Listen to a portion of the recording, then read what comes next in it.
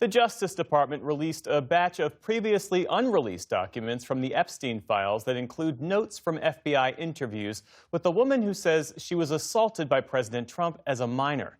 In interviews with the FBI, the woman alleged she was assaulted by Mr. Trump in the 1980s and that she was also a victim of Epstein's. The documents were released after multiple news outlets discovered they were missing from the initial mass release of files.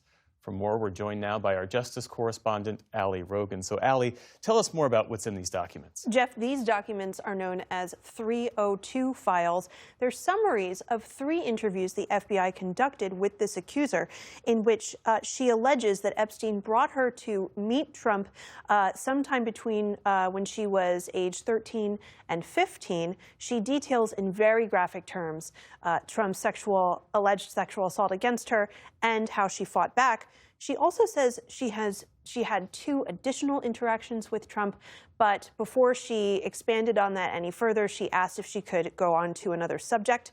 During the last interview with the accuser, the FBI asked if she would be comfortable sharing more about her contacts with Trump. She said at the time that she didn't know what the point would be when there was a strong possibility nothing could be done about it, and it's unclear, Jeff, if there was any additional follow-up after that last interview. Why weren't these documents initially released? These 3 summaries are actually part of a set of 4, and that other document was released as part of that initial major tranche we saw in late January.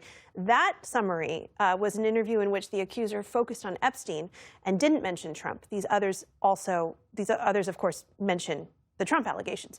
Reporters caught this discrepancy because descriptions of all 4 summaries of the interviews were included in a list that was given to attorneys for Epstein co-conspirator Ghislaine Maxwell.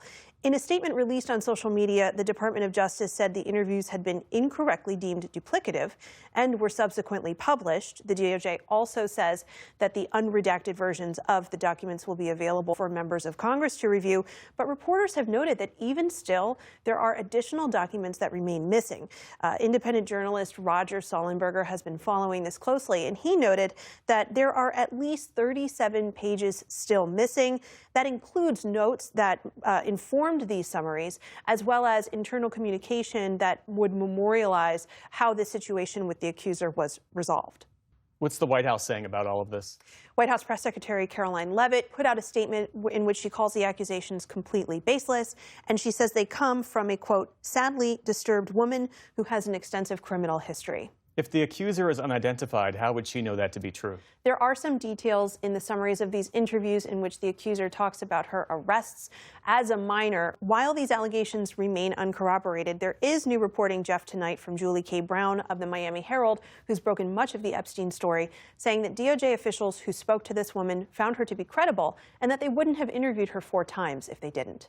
Ali Rogin, thanks so much for this reporting. You bet.